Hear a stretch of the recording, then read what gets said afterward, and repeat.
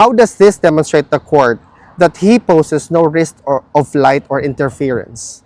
Or is it connected in that sense? I'm not sure how it's connected. I think it's wonderful that they're able to visit their father. I think it would be even more wonderful and amazing if they were able to visit their father when he was released with guarantees to the country he's seeking. Renewed request for the interim release of the former President Rodrigo Roa Duterte. What is the expected timeline for the pretrial chamber to issue its decision? Well, it's customary that the chambers rule on such requests as quickly as possible. So we anticipate within a week or two, we should have a decision. Based on ICC practice, attorney, are there specific procedural rules and guides how quickly such requests should be resolved? Well, they should be resolved. The statutory framework requires that requests for interim release are resolved as soon as possible. Attorney, regarding your motion to defer adjudication of the jurisdictional challenge, it is correct that the pretrial chamber must first decide on the interim release request before the turning to jurisdiction. Is that what we are aiming for here? Well, I don't think the sequencing is quite correct there. The chamber can decide on jurisdiction at any stage, even up until the end of the confirmation of charges hearing. We believe that it should be decided earlier, but as you know, we made the request a long time ago, and we're still awaiting a decision on that particular matter. Interim release, however, is a different matter entirely, and the judges normally decide on that type of thing as soon as possible. So, attorney, it is possible, just to make it clearer, that on jurisdiction, it is possible that the decision on jurisdiction could only come after the confirmation of charges hearing. At the end of the confirmation of charges hearing, it's possible. However, I believe that the decision on the jurisdictional challenge will be earlier. Interim release, I believe that should be within a few weeks. Does that affect the strategy of the defense? Not really. We hope that the former president will be released. We believe he should be released, and we hope that it will happen.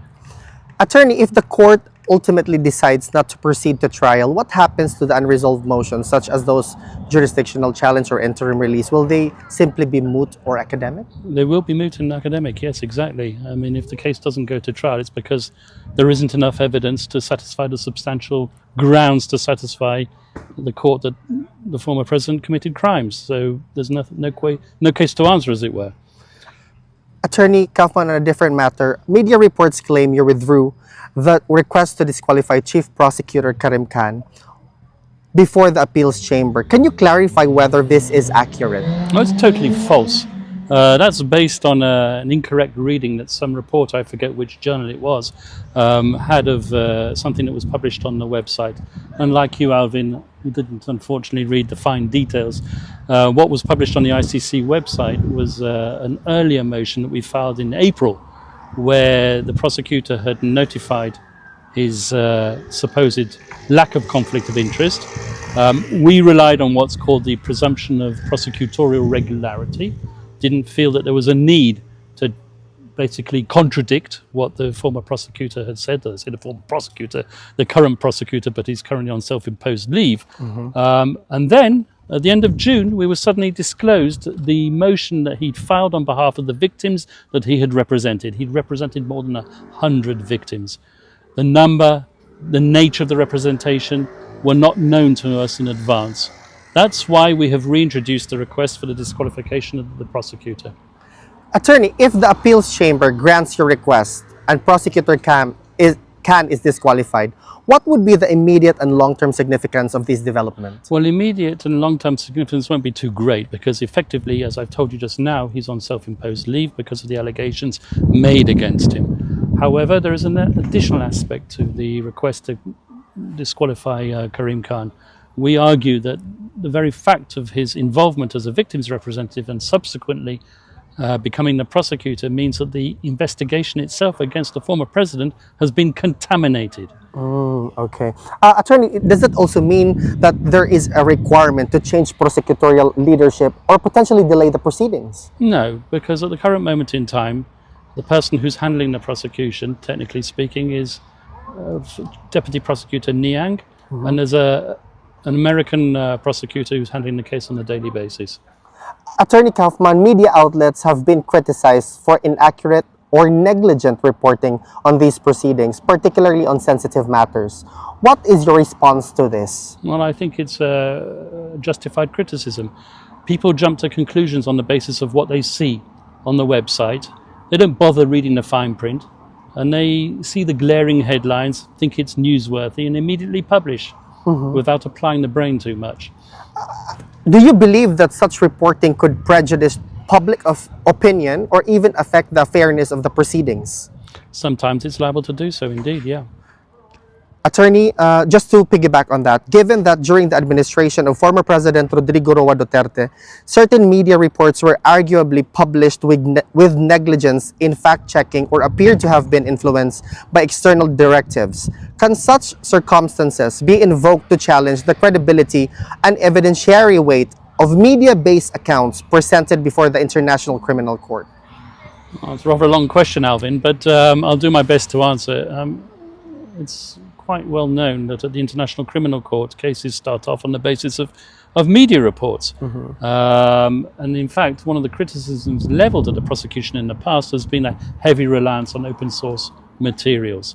In the present case, there has been obviously a large amount of media involvement. There's also been, however, a large amount of civil society organizations involved, victims' representations. The prosecution here have gathered substantial evidence, it must be said. So the case against the former president isn't totally relying on media material. I can put it that way. Attorney, in your recent submission on the organization of the confirmation of charges hearing, you indicated that you will have 30 minutes for your opening statement, 3 to 4 hours to address legal issues, and then 30 minutes for your closing.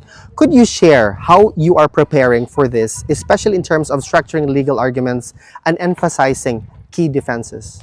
Well, I'm sorry I'm not going to litigate the case here in a media interview. However, the prosecution and the victims today have published their anticipated schedule for the confirmation of charges hearing, and they're basically the same. They're both asking for 30 minutes opening and closing, 3 hours of submissions in the middle. Do you know, Attorney Kaufman, if the confirmation of charges hearing will be streamed online for public and observers in the Philippines or globally? 100% yes. It will be available online, probably with a 30 minutes delay, because things can be said that shouldn't be said during a hearing in open session. The prosecution have announced that there will be a few instances where they'll need to go into private session, closed session, in order to protect victims or witnesses' interests. We might need the same as well, but the general rule is you try to minimize as much as possible private or closed sessions so that the public can be exposed to the hearing. Attorney Kaufman, just to put things in proper perspective and also for the public to have a proper thought on the matter, could you clarify the distinction between the ICC's pre-trial phase and the trial phase? So pre-trial phase is when you're building up to this big hearing, which is going to take place in September, according to the current schedule, the confirmation of charges hearing. This is when the prosecution get the first opportunity to present their case, and the defense get their first opportunity to challenge the prosecution evidence. Essentially, the prosecution have to convince the judges that there are substantial grounds to believe that the suspect, in this case the former president, committed the crimes which the prosecution alleges he committed. This is a higher standard, a higher evidentiary standard than the reasonable suspicion standard, which is sufficient to get someone arrested. But it's a lower standard than the standard which has to be proved at trial, which is beyond reasonable doubt. So it's a kind of somewhere in between standard. And the prosecution have to satisfy the judges that there are substantial grounds to believe that the former president committed the crimes that he's committed of. Once they pass that hurdle, if they pass that hurdle, then you get to the trial phase. And that's when witnesses are brought to testify and their evidence is tested by way of cross-examination. But there has been already news circulating that almost 300 witnesses have presented themselves to be witnesses for the case of the former president before the ICC. Does this mean that this is only going to be presented if we proceed to trial phase? Well, 300 witnesses is double the amount that I'm aware of, so I don't know where these extra 150 have come from. But anyway, be that as it may, the prosecution will announce the witnesses that it intends to rely on. It's not for the defense to decide which witnesses to bring.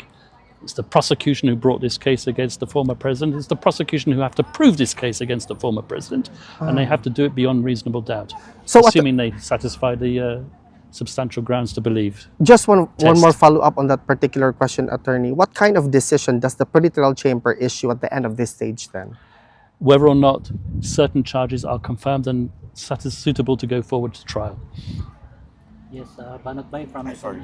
Attorney Kabahan, given that Arturo Lascañas, one of the key witnesses against former President Duterte, now faces an arrest warrant in the Philippines for civil libel, how this affect his credibility before the ICC and the strength of the case against PRRD? I'm not allowed to comment on evidence. You have to excuse me on that. I can't comment on whether or not Lascañas is a witness or isn't a witness, and I can't comment on whatever aspect of his evidence might be relevant or not relevant to the proceedings. You have to understand that every interview that I give is being scrutinized by the judges, by the prosecution, by everybody. Correct. So I'm being cautious. Okay. What can we expect for your defense team, led by yourself, of course, during the confirmation of charges hearing?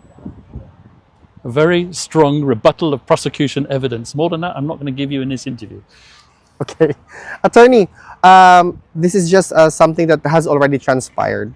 The presence of the former President Duterte's children in The Hague is a significant development for all of the spectators. How does this demonstrate the court that he poses no risk of flight or interference? Or is it connected in that sense? I'm not sure how it's connected. I think it's wonderful that they're able to visit their father. I think it would be even more wonderful and amazing if they were able to visit their father when he was released with guarantees to the country he's seeking to be released to. Attorney, finally, what message would you like to send to the millions of Filipinos who continue to closely monitor these proceedings and support former President Duterte? First of all, I would ask all the Filipinos who support the former president to put their faith in the judicial process. Second of all, keep praying for his speedy release with guarantees to the country he requests and for his speedy return to the Philippines. And I have a request from the Philippines administration and government. I'm still waiting to be invited. I want to speak to you people. I want to negotiate the former president's return now to the Philippines. Thank you, Attorney. Thank you. Do you believe Duterte was right to withdraw the Philippines from the ICC? Once again, I'm not going to comment on controversial issues. You're the guy who asked the difficult questions. Sorry. You have to understand, everything I say is being scrutinized. It's not really a question which I need to answer. The simple fact of the matter is, he's here now and we have to deal with that. Last one, Attorney. Go ahead. Sir, Attorney Kaufman, how confident are we that the ICC will grant our request for former President Rodrigo Roa Duterte's interim release before the confirmation of charges hearing? Is there a high chance that this will be granted? Personally speaking, I'm always confident. I can only speak for myself. I can't speak for the judges. We have a judicial process. We've done the best we can. We've argued everything possible.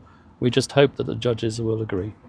Thank you, Attorney Kaufman. Last question, not about this case, okay? Since you have been with the PRRD for a long time, what do you think is the most misunderstood part of PRRD's leadership?